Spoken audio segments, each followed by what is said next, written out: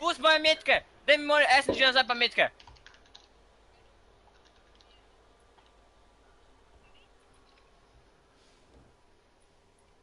Iskaj mi zdaj moj SMG. Hvala, da si pustil medse, pišče. Adios! Ja, jaz tudi nisem imel medcev, pa si jih pripišče, to mu lutu zgrešil mal. Spet mi že zvanka. A to ti, pizda! Ti se pa ne kriča, ta smrk! Ja pa ne kriče, kata! Kaj mi vljavskal? Mauči, Lajdra! Prvi sem! Black-DumDum, kje si ti?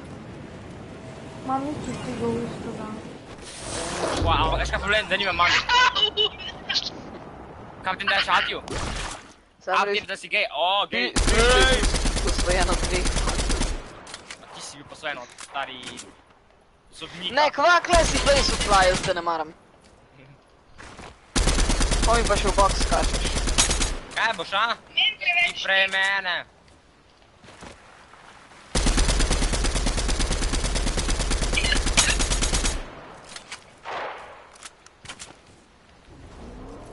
O, mene je jasno, ne.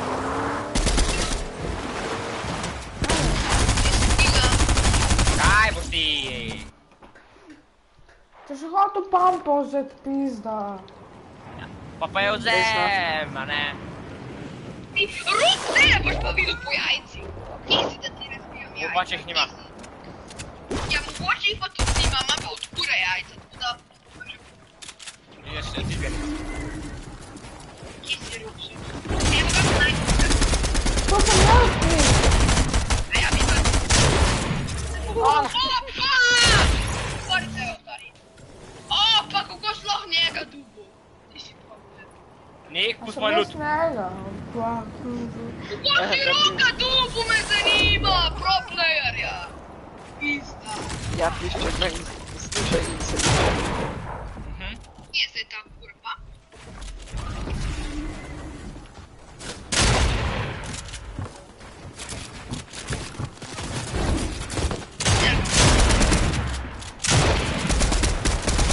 Ja.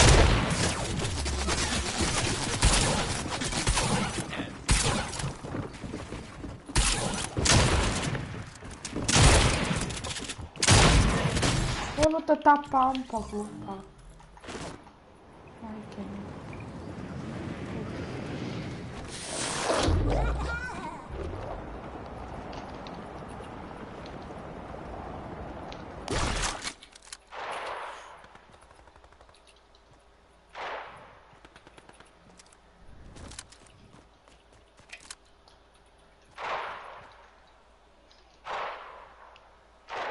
Roke si tako sovražam.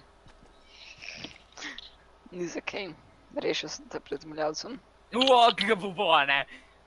Ne, ga ne bi.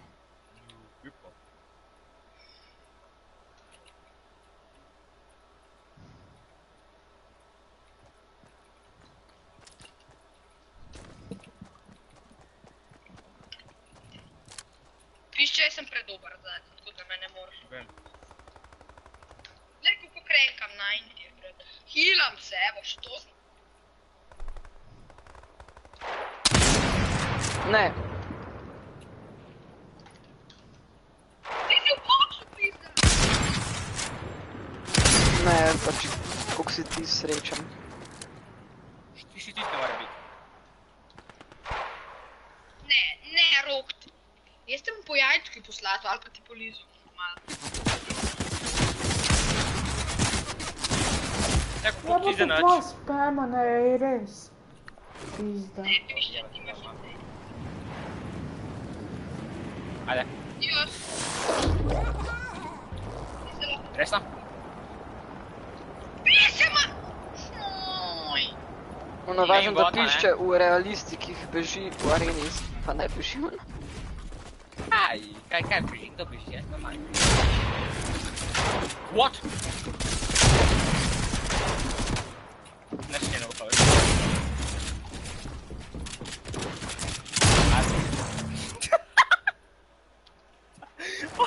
Jik. Ej, nemoj mi teče iz ust. Pa ga puliša, ne? Uj. Pa traktor.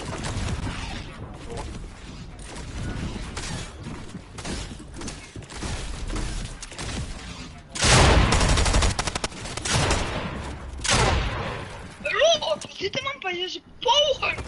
Pouchen. Kupera. Stelle, Chris. Jaz sem hotel na bom. Zdaj sem pa prav botsko počutil. Ja, saj si bot. Jan me invajtaru.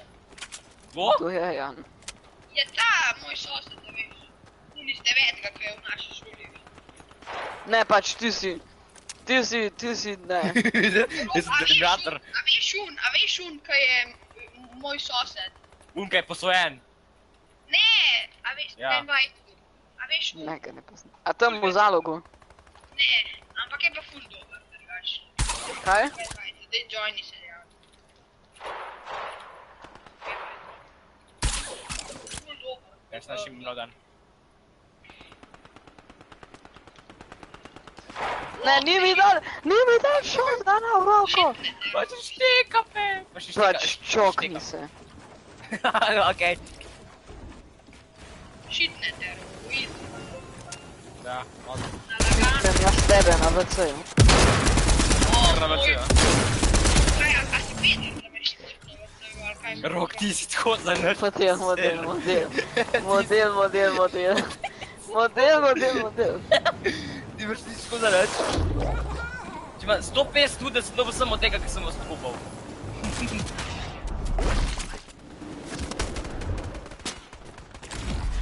Imaš ti na aimbot v zraku? Pišče je bil iz strani, veš. To je tudi jaz sem se zdel, ampak... Pišče zdaj bon. Kaj Teo, jaz sem Teo dobil. Dajno, sam spamate, znate. Res, ker je mobil. Ne! Kdo me je kiku? Tvoje mami. Res zmagu sem! Ti Daj, jaz kdo me to... je kiku pizda? Ej, ma koliko si za nič. Prav slabo se počutim. O ja, a gremo FNCS gledat v Party Royalu. Ma daj, ma Okej. naš pejte. A gremo igrat res? Dobro ste ga vedeli. Kaj, A gremo za FNCS foro? gremo igrat? Ne, Gremo na igrat FNCS. v Party Royalu lahko gledaš Daj, FNCS. skušam gledati FNCS, zdaj je bil FNCS. Čekaj. Lej, kle... Eto, Legends Landing, kle je tako na screenu FNCS. Čak da vidim, kjer je Tyson, čakaj. Sam pejt, kle bomo lahko gledali FNCS. A lahko vidim, kjer... Tyson je prvi! Let's go! Ja, res, prva sta. Pogledat pejt! Nice. O, ne! O! O moj bog! Wow! To je tako comeback. Kva? Go! Ti zmagi! Dej redi, muljavci, Dej, si dol. jaz sem še 15 minut, no. Tyson je prvi! Kle lahko gledamo FNCS-e. Nice. Let's go, dajmo Kinzel pa Tyson! Evo, idemo.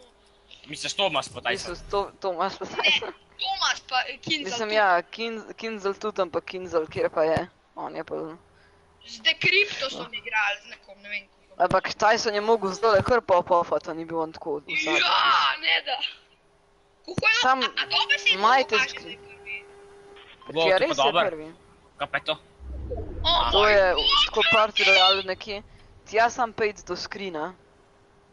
Si Ne, pa jaz že sem najdel kvit, screen. what of a mene kvit, okej. Si not, eto, sam klele pejt pa je tam tako neki screen, mislim da. Ja, To sem kam enkrat že mega zvoka igral. ni, veš. Je, ko v štja pršel. Ja, je. Ko v štja pršel, lej tam je screen. Break it all down for us, boys. Peč bližji, ko boš. Levin, do you think that I'm not panicking? Do you think that I'm not freaking out right now? Okay, I'm in the back. I don't know what I'm doing anymore. What day is it? What time is it? Where are we? Is this EU? Is this NA East? Is this NA West? I don't even know where we're at anymore. My goodness, I cannot believe the day 2 team of Reason and Vidil. They have come online, they have taken every experience that has led them here to finals. They have manifested wings, and now beneath those wings rises the current that helps them rise up the standings, baby.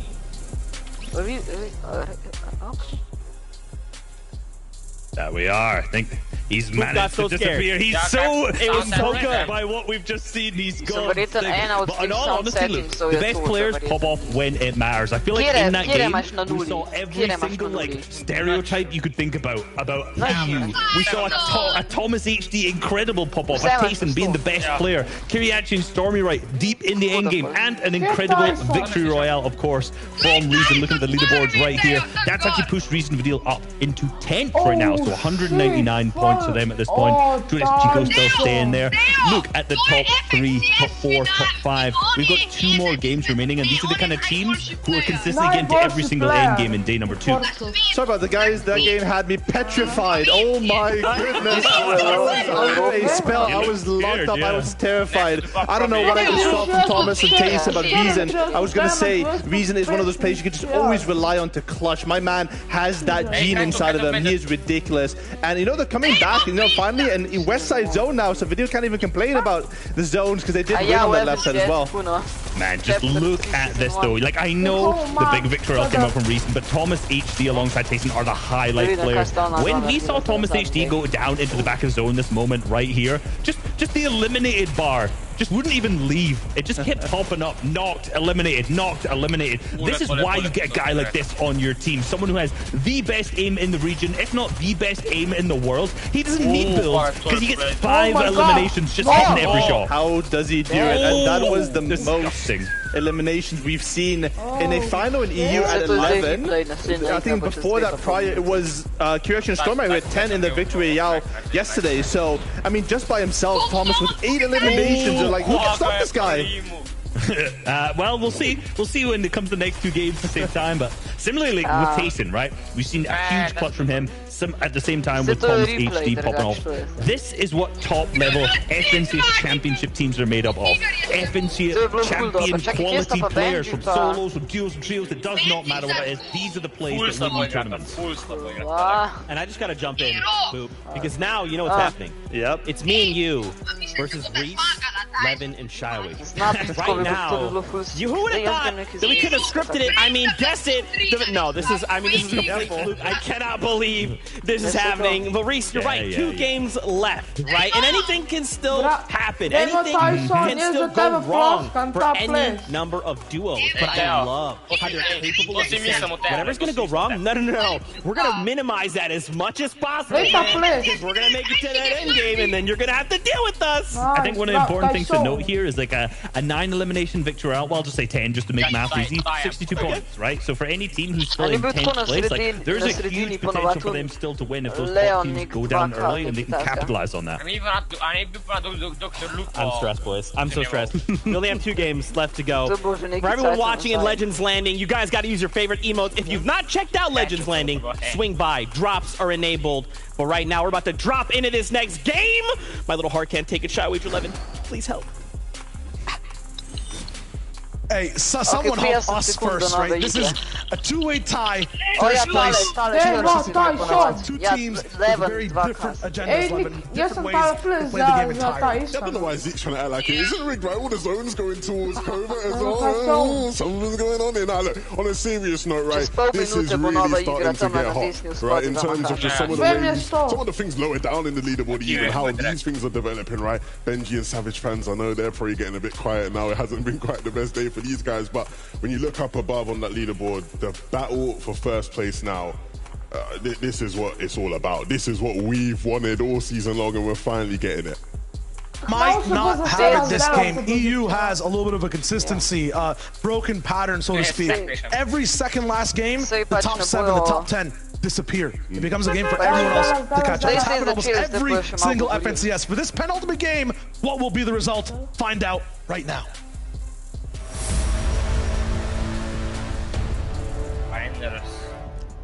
Game 11, where everything really starts to set up for that final game. States are being set. Players' dreams are being made. There's some players' dreams who are being crushed. Grows, Clown, they've done so well up to this point. In the past couple games, these battles off spawn just haven't been so clean. But will they turn that around now against Zeston and Hookah? Clown above has a shotgun to his name, but not much HP to work with. The medkit will come out, the teammate will drop him a mini. And Hookah and Zeston will cower behind this wall as Grows looks to get on the aggressive. Grows has to basically be that fence that separates any type of aggression from their opponent's share. This POI, the moment he stops applying pressure and slows down, the moment he doesn't punish any type of peek or shots, that's where power kind of shifts over towards Hookah and Zeston. They're going to be higher on shields overall, a little bit more mats to deal with, being inside the entire base for the moment. Clown and Grows have to actually be a little bit more split apart while they loot up. Could be an opportunity for Hookah and Zeston to peek out and land a shot, but you see what Clown is doing, actually making a literal offense, just having a perimeter to be able to be active so these guys don't have a free way out of this POI. They're peeking up and in as well. Hookah finally going up for one of the shots. Huge ramifications if Grows does go down. They have one of the first shield cracks. Zeston's also still on the wall. Okay, Grows clapping right back. It's not enough. He goes down. Unfortunately, all left up the Clown. He has a little bit of a beam, but Zeston actually ends up surviving. This is going to be tough. Yeah, is it a 1v1? Yes, it is. Zeston has to go for a little bit of a shot. Clown now full HP, has a few mats to deal with as well.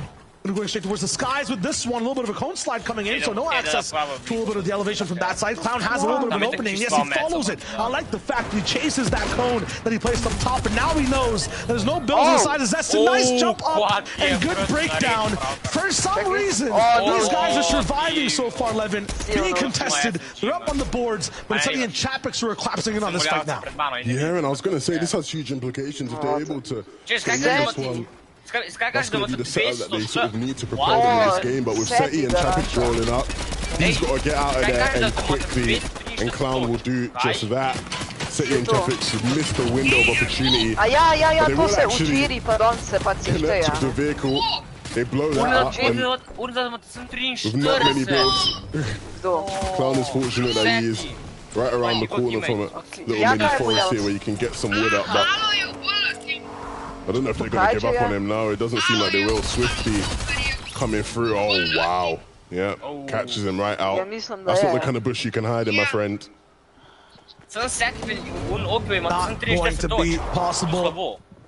Swifty picks it up. These games are getting a lot faster now off the drop, and it's Bad Sniper who's actually down first, so the classic day one style of moves are coming in from Savage. Benji Fishu wins this though. Okay, DKS.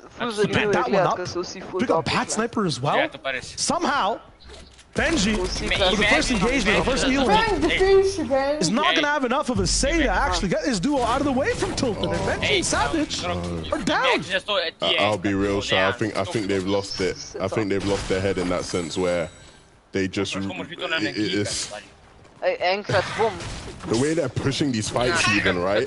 They're just so split up in that sense where they're just allowing DKS and Bad Sniper to take these isolated one-on-ones. It's not great at all. They were doing so well yesterday, but it's just not looking too great now. Look, still life-changing money on the line and plenty to play for. So hopefully Benji and Savage can get back into the right sort of mental state to continue. But they need to realize now that as much as they may have had success pushing that fight in previous sessions and days, you don't want to mess with DKS and Bad Sniper anymore. They are tilted right now. Ej, pa ti pointi sem dojel, pač to se ti odločiri pa dam. Melody actually the entire time. Ja, sej. Here with Dan. I mean, this is the fight we saw break out multiple times earlier on in day number 1. Maybe at the start of everything, but unfortunately neither team really finding too much success from these early game fights. We talked about how that Shifty fight was so influential and sort of how things were playing out. Not necessarily because the players necessarily at them were the ones dominating the leaderboards, but just the dynamics around that general area of the map and the players coming through, rotating around, their ability to third party and get some tags and just capitalize off of it. Va bene, Matt. But this is a team that's been able to capitalize finally off of the advantage that they've had coming out of covert. They've had a lot of zones as well in their favor, which will always help. But finally starting to deliver. Thomas looking like the best player in the world in that last game. Yeah, you talk about zones coming to their favor and happening again and again. It seems like in this game, that is the case as well. If you have a chance to see the total zone, that would be great, but I feel like it is above that cavern. I see every single POV pushing towards the left side of the map. Could be good for a Pink and Os comeback as well. They figure out what's going on wrong in day number 2 overall. For Jackson and Vico, we saw a little bit of them so far in the first game. We did have one Sanctuary zone, I think, overall, where they had a little bit of control, but lost it quickly. We'll grab a little bit of loot here and there. Upgrade up. Looks very nice. One of those mid-game fights we see. I don't think either one of these duos has been too influential, other than, like, you know, maybe some of the Surge fights we've seen so far. Yeah, and in terms of this fight, I definitely think Vico and Jackson have a clear advantage. Of course, they have the elevation on their side, but they are really aware of teams potentially in this general area. That's great. Potentially stops them from getting third party by Shmeki. And they have so much ammo that they can really just sort of pick away at the materials of Pico and Mosh. Stompy and Judo, just outside of Bugle against Kaizen and Niaizen. You know, are they just sort of camping it to try to see if they can wait for these guys to come in? I've not seen one of these plays in a while, Shia. But it looks like Niaizen maybe isn't going to come inside. No. Will he? Oh, I can't watch this, man. I'm looking away. I can't. If they walk in and get taken out, okay, good. Good. They get out. They get out. Wow. They're right beside each other on the boards as well, so that is an influential fight for them specific, right? 36th, 37th overall. If you talk about prizing, they want to get up a little bit to that top 30 echelon. They get a bump, $1,000 at least per duo. Everyone's trying to hit that top 10 though. That's where you see one of the biggest ones. And everyone outside the top 20 is trying to get into that cash as well. For Link and Default, they want to stay in that top 10. 11th place overall right now, and they are having trouble. This is not the duo they were expecting to face off against. Andalex, X-Squeeze moving in and really backing them up against the wall. This is like looking like the edge of the earth type beat right now. I don't know how they're fighting so far down here. Usually Default and Link are so much further in their game state to be away from Chonkers by this point, but this is unfortunate. Default has a little bit of an angle, but it's a total bait from the side of Andalex and X-Squeeze. They just turn around and beam him down as well. This will wrap up very soon. That could have been a shot that changes the course of the entire fight. We see Letchi and Swilliam rocking as well, so it's all in here, 11. All of Chonkers is going crazy. Yeah, Default and Link totally off it there. Right, Link was such low HP, and you can see because of his HP and the storm ticking down, he wanted to force the issue, get in, but Default had a shield kick, right? You could have just placed it down, slow down the pace, but instead, he rushed it. Then Default misses a key shot, and now look, he's stuck in between two duos with time ticking down. Can't even get the maximum benefit from the shield keg. And so there literally is a timer on how long he can stay in this game. 5, 3, 2, he's gone. 0. Oh dear. Misplay, and look, as we are in the penultimate game, things are getting really intense, and you'll start to see these tiny errors and mistakes be made, but they really do cost you. X-Squeeze though, and Andalex in a fight against Letchi and Swilliam. I'm sure they won't mind taking this fight against these two, but they got to be clinical, they got to execute it well. I believe they have the HP advantage, but okay, no, I think Letchi and Swilliam have some chug splashes of their own. There's so many in the south side of the map, like an absurd amount, so not surprised that both teams are carrying those, and it just means that they have a bit extra time to stay in the zone. Letchi and Swilliam though will leave, rightfully so. They've had their fair share of mid-game fights that haven't gone their way, and so Andalex and X-Squeeze will be able to move on. What I'm sensing from this game compared to the one right before, frustration, pain, sadness for a bunch of teams. It all amounts to them not being as strategical. Remember, we saw 97 people alive at this point. Everyone was ready with the game plan. And for a majority of teams near the bottom of the board, it seemed like they got a little bit boosted all the way towards the top, right? They had some nice games. They were dealing with Surge in creative ways. But this time, you throw that all into the trash bin. Everyone is back to just being aggressive, going for these storm fights. And that might be good for certain teams that don't do well with maximum pressure. Stormy Red Kuriachi, yeah, they're adaptive, they're dynamic. Throw 2 teams into the mix of them, though. That's where they start to struggle. Very good on 2-on-2s, but with that third party, it's always looking like they're down bad a little bit. Pink and Nas as well, lost in the sauce in day number 2. Back here with a vengeance, looking to take on Mustache and Malabuka, it looks like. I think the big thing from these guys is that it does only take 1 game for them to really get back into the mix, but they've had a rough couple. Yeah. They obviously went down to Thomas and Tayson last game. And up against Malabuka and Mustache, that's not necessarily the easiest of matchups either. What, you're saying they went down to Thomas Tayson last game? I think Thomas also took down My Pet Dog, basically everyone that I know as well. He got like every single elimination available on the planet. This man was just shooting everything. You can honestly, the next duel on the screen, I guarantee, possibly, Thomas HD might have taken them down as well. You wouldn't be wrong. Really, he went on a whole other level. When you got Tayson tweeting that Thomas HD is the best player in the world, then you really know the kind of player you have on your hands. Big enough his teammate after a huge last game. It's not only that, right? Imagine you have to deal with a player that did what Thomas HD did, right? And you finally take him down. You get to breathe, and like the boss music gets faster, and Tayson shows up, right? You have to deal with Tayson as a phase 2, as a part 2. That is just, should that be allowed? Like, you gotta split this duo up or something, man. That's too much. That's why in theory, man, this duo, it just seems silly, right? In terms of just, you genuinely have 2 players who at any given moment over the past 2 years you could argue is the best player in the world. And it's like, oh, okay, I've taken him down. Finally. It took me like everything I have and everything I ever will have for the past, 5 years. And then boom, Tayson just walks through. Like, it's crazy. It's absolutely crazy. But again, we can't get too ahead of ourselves. They are still in a neck-and-neck battle. Those 2 top dogs, and that's though, if he goes down here, maybe these guys will be completely out of the battle because at a certain point you can't afford to just have too many bad games. They will get the elimination though, and it keeps them in this one. But hopefully they can get themselves sorry out of the little slump they've been on the past couple games. Pink and Us were basically superheroes, and they had a weakness, right? It would be Vortexia Caster. Ever since that 1 game where they impeded the way they played on the mountain, they have clashed again and again, and it just seems like the control Pink and Us had over the finals for Europe is just gone, vanished.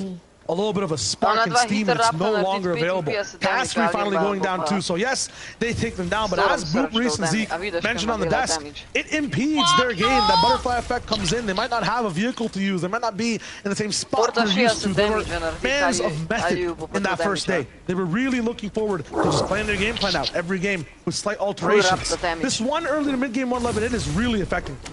Look at the contrast on your screens, right? Just a moment ago, right, we had the 2 POVs on the left was Thomas and Tayson, who we see here below on Surge. And right in front of them, Queasy and Hen was the other team on the screen. These guys are above, and so they're running into their biggest rivals. This is huge in the context of FNCS. Tayson is down, and Thomas has done insane things as a solo. But Queasy and Hen, the top team that they're battling against, may be the one to take them out of this one completely, and that is massive. Thomas and Tayson go down early, and Queasy and Hen will be licking their lips. They will be smiling cheek to cheek, because a good game here could be the difference between them having the Axe of Champions or not. This is where nerves come into play. They know exactly what they just did, and they don't usually end up with this type of mid-game fights in the 3rd-ish zone. A lot of the Elams I've been watching in the feed have been that 4th to 5th rotation, where they pick apart a lot of teams from Storm, right? But right now, first place tied coming into this game, and they themselves become the tiebreakers. Mind absolutely blown right now. This is, your eyes are out of your head. I'm seeing this on the camera. This is crazy, man. I can't. I don't know what's going on, man. They just always make it so funny. What's going on? Hands down? I'm telling you, 5th game or 2nd last game Europe, this happens every time. Joe and Vino chasing this down. They're so bad on Surge right now, and they're knocking on the walls. Vino has to take this, but finally, Hen does break out a little bit. I'm not sure if Vino knows there's one on the left side, or if he tried to escape. Yes, he did. They're just fully pushed into this. Surge is not really active right now, too, so time's not going to be on their side. Queasy's down again. Vino is going to get sprayed. Can he finally finish? That will be the worst thing possible. Queasy, 5 seconds left. He is gone and down. Vino still alive. Joe in the business. Both first place teams who were tied are gone. Almost splintered. Hen 40 HP with 3 big pots. All his mats being expended. This is basically a sign. A white flag being raised in the air. I basically surrender. There's no way I'm going to be out of this one. 11, how is this possible? How many favors is Vino going to do Tayson? First he leaves Covert Cavern, right? Allows them to have it on con. Now he's taking out Queasy and Hen. Oh my goodness, Vino. It is crazy how things are playing. It's crazy how things are playing out. So you warned me right before the game. You warned all of us. This is the kind of thing that happened in these second to last games in the EU every single time. It doesn't fail to disappoint. But the question will be, does Hen really have a chance in this game? Because if he can just stay up as a solo, maybe that will nullify the effect, but it's going to be tough. He alled in his mats, I feel like, from a sign of frustration. I think he realized what's really going down. That being said, making just one box, it would have gotten sprayed as well, so using all those mats first off could be good. You want to know the reason I predicted Hen and Queasy, though, Levin? I know you and Reese are rolling in. It was very statistical. For me, it was more so nostalgic, right? I'm thinking about watching duels way back in the day. The one man who would clutch, the duel that would look the most different. Anyone that had Hen on it. This man was the Wonder Child, right? I completely remember this narrative being spit by many analysts in the past. You know, that was just the wave. So I feel like if there is a solo clutch possible from the 6th zone, it's Hen. From the 4th, I'm not even sure if you give this man invincibility that it might be a chance, right? With the way this lobby's set up. This is gonna be tough. No hard mats left either. Only wood in the inventory. Plenty of ammo, but not plenty of targets to pound it with. It's just gonna really be tough, man. At some point, someone's gonna spot him out. He knows there's a pad over there that he can use to get into zone a bit easier, but how easier? He's not actually gonna take it. The meat, no, fair play. He needs it, right? The meat will work wonders for him at this stage. Whiplash, I'm trying to think how Hen's thinking right now. What can I actually do? This thing is at 132 HP. He does find one of the pads. Remember, he's a solo, and look at that. All of EU under your feet. You're in first place as a solo, and the glide works behind the team. Solo Hen versus 2. He gets some damage down. He needs it. 126 above now, but that number is going to start to teeter and fall. 280. The new damage starts to clock in. This is dangerous for Hen. Remember, these guys are in a section of their own when it comes to Hen, Queasy, Thomas Tayson. 30 points ahead almost 40 to the rest of EU. They want to keep that gap active as much as possible. Obviously, Thomas and Tayson can't do that now. But as far as Hen, he is still in this game. And as long as he stays in, that itself will be a positive. If they can just find any bit of separation going into that last game, it could be the difference. But Surge will come in, and that will mean that teams will start to get hungry, start sniffing out any solos that may be able to be capitalized on, and Hen's got to be careful. Look at this position. Backside of the storm. 6 different duels around you. One knocking towards your base, but you get dropped down. It's Medley finding another angle, but Hen shot him maybe 2 times now for the backside. There's another duo, and Hen is down. He goes down in first place. But as we know, that's really rough. Both first and second place going down. And so now really is an opportunity maybe for Kiriachi and Stormy, right, to get involved in the mix. Can Kiriachi stay alive? He can. Stormy right making enough space. These guys were incredibly clinical on the low ground last game. But with just 14 HP, swinging his way through, if anybody even gives him a tap on the shoulder, he'll go down. And he stops to use some shields wisely. I'm thinking about names that end up thriving in situations like this, where the very, very top side of the board go down. 2 of them on your screen right now, Toos and Putrick. I feel like Thomas has stopped them twice in terms of trying to go for a retake. It was Queasy that actually beamed down PisekYT so hard when he was trying to go for a glide, they will not be here this game. And Kiri actually went down. And so that means Stormy Right has to clutch up as a solo. You can see here, he's got some mats, he's got the web shooters, but this is going to be a tough, tough game if he wants to try to push his team into contention to win it all. Usually they're alive as a duo, but he will be in that solo spot. Reversal as well on the other side, right? Joe and Vino, both alive. Right above him, usually they have a solo situation to deal with. I'm thinking about one more duo as well on the side of PisekYT and Toos. Janice Vortex, also alive for the moment. They're very good 11 at stealing these games, being in the best positions. And I'm feeling like this is a day one overall with Anas and Pink on high ground in terms of how the style looks for the game. They might even come back in this competition. Yeah, and Pink and Anas, right? They've really struggled in games this season to gain high amounts of eliminations when they do win games. But sitting there just outside the top 10, this would be the time to change that. Janice Vortex want to hit this pad, a little bit of damage done, a lot of damage done on both players. And look at the loadouts. There's no way for them to really get it back. Look at the threshold as well, 99 below. This is absolutely atrocious for Janice and Vortex. I'm not even sure if Vortex will catch up to the spot that they're at right now, but Chulix and Chico are the ones going for high ground. Queez will not be able to stop them for the moment. Storm right doing his best to try to stay inside this game. As much damage as possible to people in the Storm. Possibility of the actual damage from the outside of the circle to help him claim any of these eliminations. Not going to be possible. It is Trulex and Chico that claim that high ground. Clement and Floki going to be there towards mid. Pablo and Swag alive as well. So all of the offbeat people are there. And Stormy Right does not actually trip. It's just a super swing. It's fine. He scared me for a moment. If he had gone down, that would have been heartbreaking. But he doesn't have the web shooters left. Gonna be able to farm some bricks, some nice map awareness. But how far is that going to get him? Because he has to climb a mountain, not just metaphorically, but literally. I see no single-digit place team alive right now. Trulix and Chico just took a place up there in the top 10. They're going to be 9th. Pink, though, and Anas, they still have voices to use. They've been quiet so far, but they're screaming the high ground is ours after that retake. 4 eliminations to pump in this position as well. 7th zone, they're starting things off early and hot. They've done well, right? They've not lost focus of what the goal and the task ahead is. They had a bit of a slump, but they are sitting on height where they are comfortable. But like I said earlier, they need to try and get some eliminations to pair with it. Stormy right now, high on a layer, but he's in the backside of the zone with a duo knocking on his door, but he has no answers for them. He just has to drop down and get out of dodge. He's in low ground. That's Vino and Joe's lair. Floki also drops down at the same moment, and Janice is there too to lock one down. And Awesome Pink, though, still on high ground, and everyone switched to wood builds. That puts a big smile on Anas's face. This is where he just starts to beam down every team.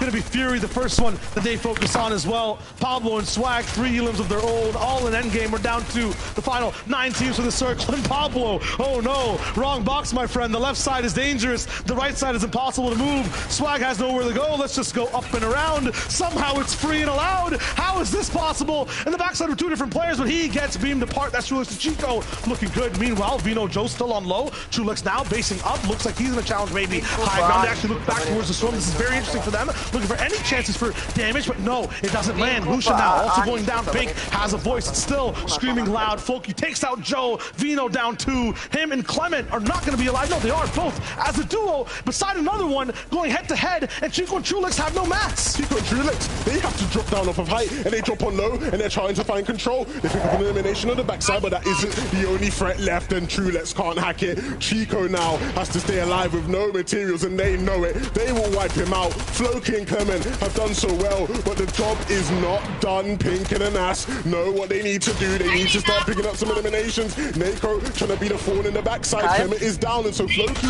just left as a solo, and this is really picking up for Pink and Anas here. They can basically dance on this high ground. All they need to do is break down 2 different solo players. Look at the control from Anas. Look at the confidence from this team on height. Momentary reprieve for Floki, but it won't last fast enough. He goes for the swing around the world, but this man's flight's not going to touch down in the best way. The landing gear is not active. The plane might be in the sky, but it'll come crashing down soon. Anas and Pink down on low ground now. All they have to do is look up and beam. The grass is greener on the back half of EU Day 2. Anas and Pink control it down below. Chop down that high ground. This is it for them. A few more shots. How much does Floki have? Not enough. Pink now will secure it towards the end. That's a double shot. That's a VR for your second last game from Pink and Anas. A 7 elimination victory royale may just be enough to push them back into contention. They had a bit of a slow couple games, but they really did rally back together to get back involved. A brilliant display from Pink and Anas. We saw them win a couple games yesterday, and they're finally able to pick one up on day 2. Power, speed, and most importantly, recovery for their performance on day number 2. They needed this, and look at that style from Pink. One swing, and the entire destiny of height changes. Anas gets close and comfortable with everyone on low ground as well. Big props for Floki for trying to survive that long. That's all the experience with practice, but it's not going to be enough when you're up against the 2 GOATs. Pink and Anas did so well, but the big question is, right, going into this final game, what does that battle for first look like? Who will be the one to finally claim the AXA champions? The only people that can let us know, right, are Zeke, Boop, and Reese. So, gentlemen, take it away. Okay. Everybody, take a deep breath. Calm down. Inhale. Exhale. Okay. What is going on in Europe in Chapter 3, Season 1, okay? Someone's trying to make me have a heart attack right now. I cannot handle the incredible action that we're seeing, and now Pink and Anas are going, hey, whoa, whoa, whoa, with 1 game left? Yeah, we're going to aim for the top 10. We might even see within the top 5. My goodness, Boop. I did not expect this to go the way that it goes, but once again, it's just chaos everywhere, man. And Pink and Anas, they just do what they got to do right. They're like, oh, yeah, high ground? Let's just do that. Let's just do that, win the game. Yeah, I mean, Pink and Anas, they saw everyone else getting the attention, say, hey guys, don't forget about us, you know, day 1 winners, and they came back strong. You know, this game they played a little bit more aggressively. They W-keyed over towards Camp Cuddle, and maybe that's the new playstyle. You know, 7 elimination victory royale for them. That's unheard of. And I think it's really important to note that obviously they were first after day 1. Prior to this game, so in the first 4 games today, they only had 23 points. Yeah. On top of the 156 they got yesterday. So that victory royale they got there is huge. Remember, every placement that they go up in the leader, every threshold is more and more money. And that victory royale could A, put them in potential to win if they do well in the next game, but also just give them a bit more moolah. Yeah.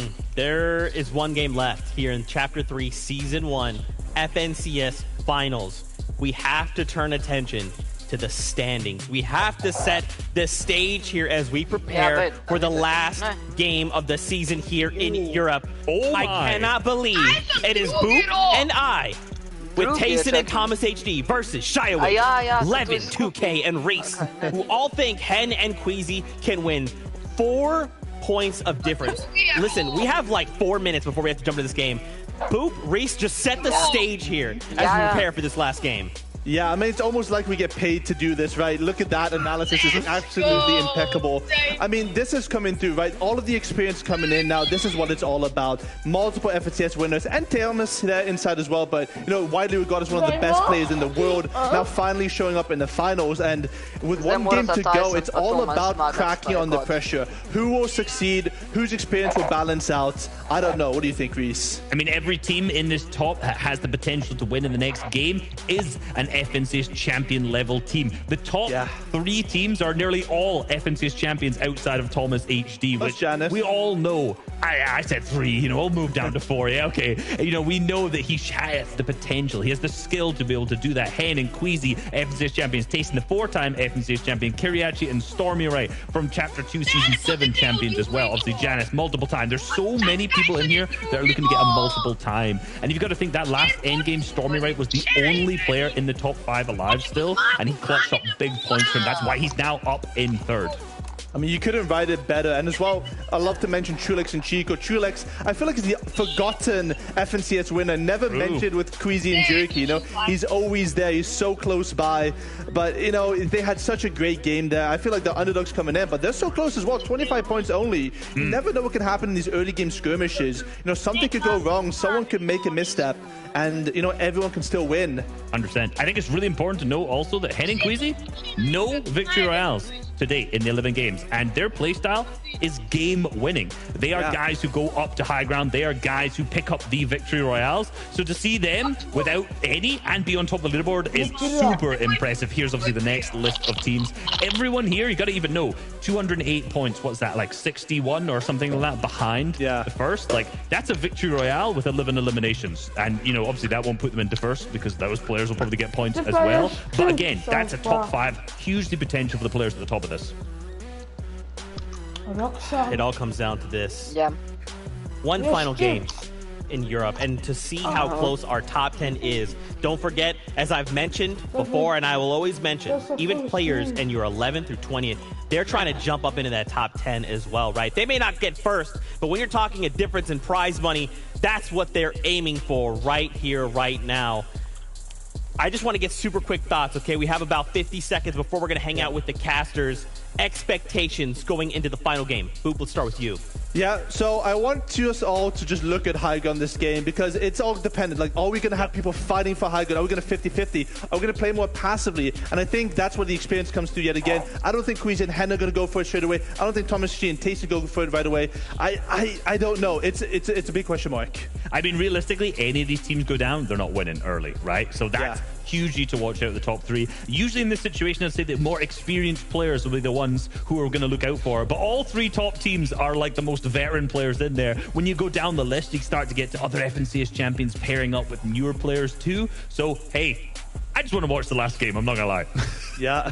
Well, here we go. Reese, Boop, let's get ready to do this. Fortnite fam, one final game here in Europe to decide it all. Legends Landing, if you guys are watching, hit us with the emotes. Let the hype rise as we board the battle bus one last time. Shia Wager, 11-2K. Let's go again. What is our life?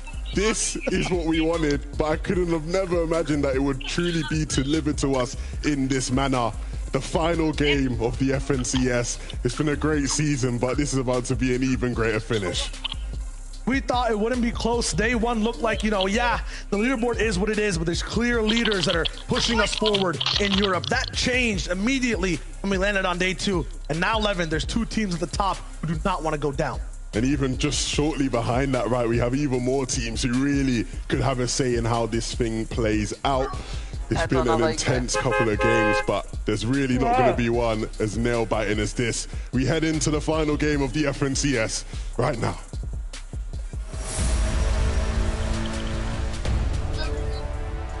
Game number 12. European FNCS, $1.3 million on the line to hand out to every player. A 4-point game at the top, much closer past that, all the way down. It's the 50 best teams you can watch play in the world. And Thomas HG and Tayson, they're rocking down with a lot of damage. I find this slightly uncharacteristic. I haven't really seen this form of landing before, but I like what I'm watching. Every single strat is out for this game. Thomas HG and Tayson are second place overall. They really want it. And they're not too far from first. It's literally the smallest of differences between it. Bad Sniper goes down early in Tilted Towers. What's going on? They've had the better of Benji and Savage for so long, but Phoenix, who was at Covert before, now over at Tilted and takes down Bad Sniper, so our 7th place team has a new hurdle to climb in this game. Every person that likes to tune in sometimes only comes through for the final game of Fortnite for the regions. If you're not comfortable or you're used to watching competitive Fortnite, every single player has a certain drop we usually land at. Right now that's being changed up inside Tilted. That's where Benji and Savage, a lot of names you guys recognize, are going to be landing. That's where a bunch of players on the map are. Free Llama for Hen and Queasy as well. Why are this team or this duo important, Levin? Oh, they sit in first place. They hold the keys to the lobby right now, Shia. Oh, interesting. And they have a Llama as well. Haven't gotten a single launch pad all day, somehow still in that first place. Psycho Clown and Oipic Girls will also come through right now. A team that has never really been in the FNCS finals. A team that just plays like just another duo you have to watch throughout the day. They aren't legends. They're making their new stride. They're the next generation. And right now, they've been struggling on a fight off spawn over and over again. Somehow still in that top 10 goals is down all down to Clown. Him against Hookah and Zestin 1v2. This is not the same as many other games we see. Usually they're winning this off-spawn fight, but now you see things as well. from the starting position. They're always isolated 2v2. A third party doesn't come in fast. Nice. Said you were here. But having a rough finals the entire time. These are legends in their own right, but they haven't found their footing in EU this weekend. Yeah, last game, we saw Chapix and Seti tried to get involved in this fight, come in third party, and they were just a bit too late to the action. This time, though, they are speedy. They're quick with it. They don't want to miss out, and this is exactly why they know that they can capitalize. Clown has a 2v1, and even though they've not been on their best performance, Seti and Chapix in a 2v1 is never a fun fight to take. Third place overall, Stormy Rat Kiriachi. They've been sitting in 6th throughout the entire day out of 50 duos that are playing so far. They're rising up in the ranks as of some of the last games. Crazy things have been going down. There's been ties for first. There have been both teammates on both sides of that upper echelon going down. These guys sneakily have risen. Levin, they're never in vision. They're never on our screens in terms of how they do things, how they stay alive. They're never next to the top 10 in terms of their boxes. Somehow, though, in the top 3, though. It's crazy because this was very much looking like a two-headed race. But these guys have just pushed their way in, barged everyone through. Kiriachi is telling everyone, look, I am an FNCS champion, and I want to be one again. They sit just 1 point behind second, and not too far away from first either. DKF finally being taken out there, and that's real rough in terms of the pickaxe coming through. Yeah. Oh dear. Everything being thrown through the doors in terms of this last game. Seti and Chapix, their battle's not done either. Swifty, you'll notice the number beside these nameplates, the numbers at the bottom left as well. That's the overall placement for these teams. It'll be 38th, battling another team that's somewhat in the 30s as well. Seti no mats, has to jump all the way down, and unfortunately, it's not going to be enough. Chapix is gone as well. Huddy and Swifty rise up the ranks. That's going to be all 9 lives gone for Seti and Chapix. Taken out. It's just not been their tournament. Sometimes the hard work just doesn't connect with the result. But that's where they hit the drawing board and they come back stronger next season. But in the meantime, in the rest of the lobby, our second place team, another game where they have launch pads, all the shield they could possibly ask for, and another zone. Is that 12 out of 12 zones in the west, northwest of the map? Everything literally has gone perfectly for them in that regard. They've had the perfect circumstances, and now they have the opportunity to deliver. When did Janix and Vortex get in the fourth? These guys have just been chilling the entire time. They literally get 1 win, and they sleep, and they do nothing for the rest of the day. Somehow, in top 5, next to Kiriachi, next to, we have Thomas Tayson and Henan Queasy as well. I mean, if these guys are in contention and they're focused, like, right? I mean, this team always just feels like they lack focus. If they're focused, it's the business. It's time. Talk about the business too. Benji Fishy looking kind of nice with the tux. He's rolling in. But unfortunately, Savage once again down 114 points. They're in 30th place overall. Benji almost out of bounds. He has to 1v2 to keep that prize money potential alive. 166. Slap Phoenix in the face. He's not fooling around. You can see him too. He's looking kind of dicey with it. But those extra points confirmed. Smart from him because that's more likely than getting that second elim. Their story will end today in 30th. Benji and Savage will just have to go next. It wasn't their day. They started off well, but cooled off eventually. Janice and Vortex, though, it's hard to predict at times their trajectory. They start off hot, and they look like they fizzled out, but then they come back striking harder than ever. When it comes to Janice and Vortex, I'm just scared watching them every time. They are just periodically shaking a soda can, and you want it to explode in endgame. Sometimes, though, the pressure gets too high. Earlier in the game, they start making crazy mistakes. The pressure gets too much. Fizz everywhere. Trulex Chico as well. I feel like they are so good in their journey, never actually arrive at their destination in the most glorious way. Have the best spots. Look at this tower. Look at the beams. It's looking mighty fine for Chico and Trulex right now. As soon as endgame starts, they start to panic. The high ground they control, taken over. The front side of the zone, absolutely overpopulated. There's no chance for them to really stay alive at all. It's rough, right? Because you watch them, especially in that last game, where they roll through, they go on height.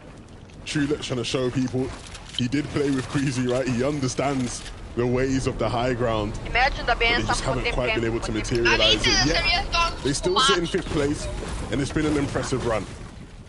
But will they be able to close it out in even more spectacular fashion? That remains to be seen. Lots of action all around the map. We'll see some of those middling teams go down and go through their final fights on the Fortnite Island. PKR and Mappy having a little bit of a rough day, but they find a few eliminations back and forth. Kiko and Mosh, not going to make it too easy for them though. PKR finally going down, taking over. Meanwhile, Stompy Jew, they're rocking in as well. The right side of the island. It's been such a rough fight. It's not going too well for them either. I feel so sad watching all of these fights because the reality is the nature of Fortnite, the nature of this community is with a lot of these teams, this is going to be the last time we ever see them compete with each other. Genuinely, this might be the last time you ever see Benji Fishy with Mr. Savage by his side in a lobby of this caliber. Every single fight is just a closing of the chapter for so many of these teams. And now I want to focus on a little bit of the top 4. Who are they? What are their qualities? How do they play? For me, Hen and Queasy, if they had a superpower, it'd be invisibility level. Somehow untouched as they move around, get to high ground, undetected, unseen, and then just have power and control. They truly are thieves in the night, right? Always available there to steal high ground away from whoever thinks they have it. But these guys truly have shown at times that they can be the bosses in that regard. And so sitting in first, again, that confidence is strong for them. On the bottom left, Kiriachi and Stormy right, I would give them the tags of duelists. Very good at taking fights 2-on-2 against one other team. That's how they build up their surge. That's how they beam people across the map. As soon as you add a third party to the mix, though, I feel like that has been their weakness throughout the entire day.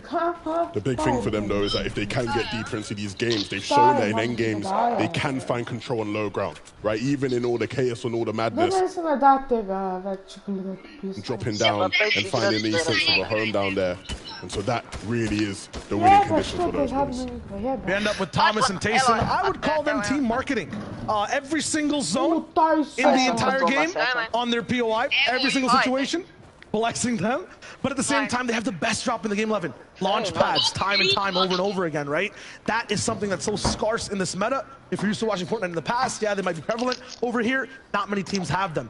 And also being said, they're the unfair team. We mentioned it, right? Imagine having to deal with Thomas HD, one of the best players in the world. You take him down, Tayson pops up. What do you do?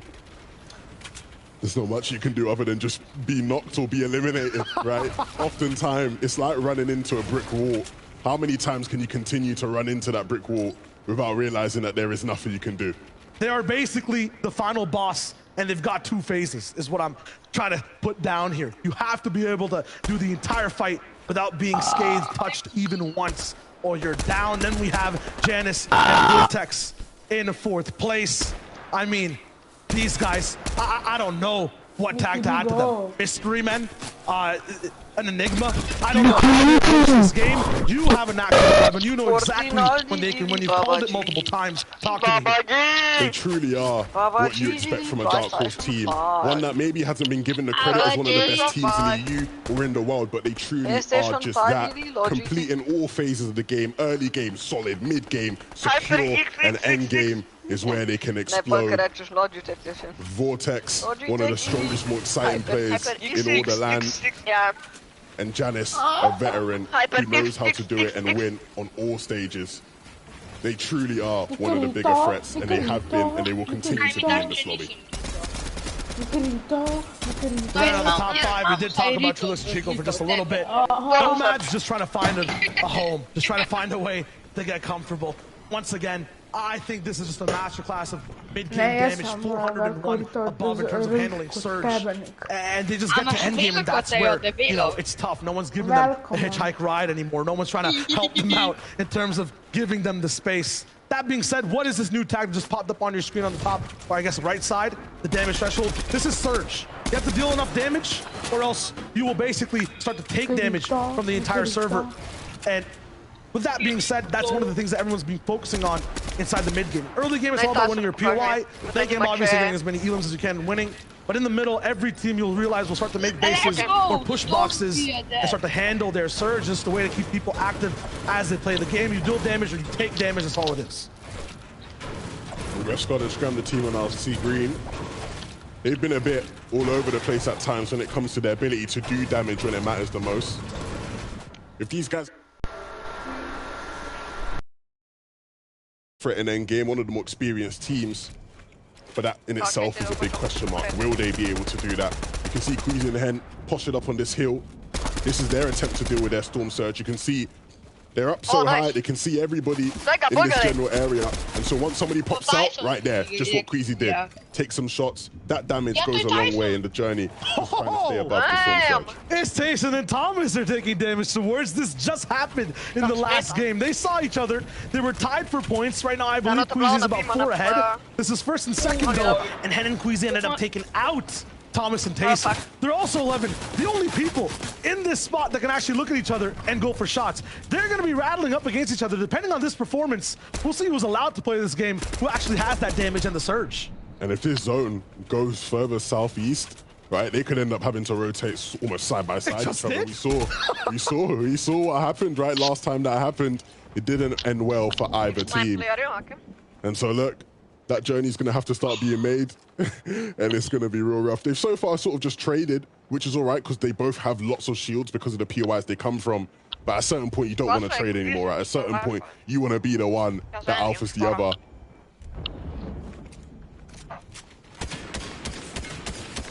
Always want to be the one coming out on top right now. The differences for all these teams, I want to explain it a little bit and what they're walking away with today. Hen and Queasy, as of right now, are sitting on $300,000 in their position in first place. The difference between them and Thomas and Tayson, Thomas and Tayson are sitting on $200,000. Oh, but a booze. They're worth basically $100,000 behind them. With Stormy Ray and Kiriachi, third place overall, will walk away with $150K. So let's see the amount start to get up and up more as we go through these rankings. Vortex and Janice, 120K2 at fourth. Looking good for now, but once again, this is only if these teams survive and maintain these spots. We've seen it every game. Whoever is first and second, they start to dwindle. They go a little bit back and forth. Their position changes drastically when the next game starts. Last game was a catch-up for the rest of the board, which makes this one so much more so interesting. Everyone is about 10, 20-ish points next to each other. That is just a little bit of placement overall. You can see their position right here in the middle of the race. Actually somewhere where I've seen them look to position themselves in the past. Relatively central in this third zone. And it means that when fourth pops, they're likely to pull it. But if things don't go their way, things could get messy, right? Just sort of isolated here in the middle of everything. But the big thing is they have experience here, right? They've literally pulled this kind of zone so many times, whether that be in other qualifiers, in scrims, practice, so they'll know exactly what the right protocol is. They have it all planned to a T. Thing is, you might have a plan. It can still look kind of drastic. They're 20 points behind overall from Thomas HD and Tayson, right? 20 points, that's a lot of eliminations needed. Each elim worth 3. You can do the math. They got to just keep racking things up and have a stellar performance. Tayson goes down to Aqua. This split base to try to gain control of the north side of the map leads to disastrous results for Thomas HD. He will try to go for a little bit of that finish on Noah Riley. He will come through. Maybe he can get the mats. But the second place team, the head-to-head matchup we were looking forward to facing and watching, gets fractured in half. And Tayson is down. Thomas truly is half man, half amazing, but at what point is it too much for him? At what point is it really too much of a mountain to climb? This is going to be a real tough ending. Akko was able to get the reboot on O'Reilly, but Thomas won't be able to have that same benefit. And even then, it doesn't matter. He gets 3 more. Noah Riley brought back from the lobby by Aqua. There's no chance for Aqua to go back. The zone does too much damage now to get the reboot again, but that's 3 points for Thomas HD to have again. He just has to wait. There's an airdrop here as well. That's another pad. If there is a person in this game that can solo an endgame, it might be Thomas. He might have another reboot here. It's up against Aqua. He knows it's the 1v1, but the more noise he makes, everyone else on the server will start to shoot, and those shots start to come from a long distance. They won't do too much damage, but Thomas has to be careful. One mistake, his HP totals go down. He has to just push forward for this fight. 35 seconds left for the zone move as well. He has some time to work with, but in all these metal builds, this SMG is not going to do too much damage for those fully built walls. To try to go for that pressure, he's going to let to just back up a bit, go for the package. It's going to be fine. Will it drop a launch pad? Does he have the marketing? No. No pad for no. Yes, yes, absolutely. 2 pads now for him to rock in with. I have to assume that Tayson might have used one earlier on before, so it's going to be fine for him for now. Aqua is going to be here on low ground. fully beefed up with the shield. I'm not sure what the search situation looks like for Thomas HD either. But what I do know is there are at least 4 teams looking this way. No matter what decision he makes here, the eyes will be on him in this lobby. This is going to be a real tough rotation. Aqua lands at the bugle, so he has the web shooters, I believe. And Thomas doing what probably was the best option, right? Looking to go towards this hill, using it as cover. And he does take a bit of damage, but he has the shields to recover. But that's just even less shields to use deeper into the game. And he still has his eyes set on Aqua. He realizes that every little point helps. Oh, wow. He's 64 below as well, so he actually just needs the damage straight up in terms of surge. Look at the points in third place. 265 right now. Thomas is at 266. Yeah, the 3 points will help overall, but he will fall down the standings if he can't live. Yes, the elim will be huge. Yes, to this point, you go down in the top 3, you might be able to hold on to top 10, but this man wants to win. He wants to be on the podium. So does Tayson. And clutch plays coming in. From up above. Will it up, take the threshold? No, just 37 below still. Thomas HD is in trouble. He'll have to use one of his pads directly in the line of sight of other players. Not everyone opens up. He's going for the 1v1. Aqua jumping in the box, but Aqua lands a big shot, controls the wall, bounced back. Thomas HD somehow survives, doesn't own any of these walls. Aqua, I think, just got beamed down as well right in front of him. Now the entire lobby's focusing him, and Thomas HD is down. That might just be it. I doubt their second place will hold with Kiriachi and Stringy right looking so strong. And so what was setting up to be a photo finish for them might be the end of their FNCS run. And if Hen and Queasy have been paying attention to the feed, that will be huge for them. This happened last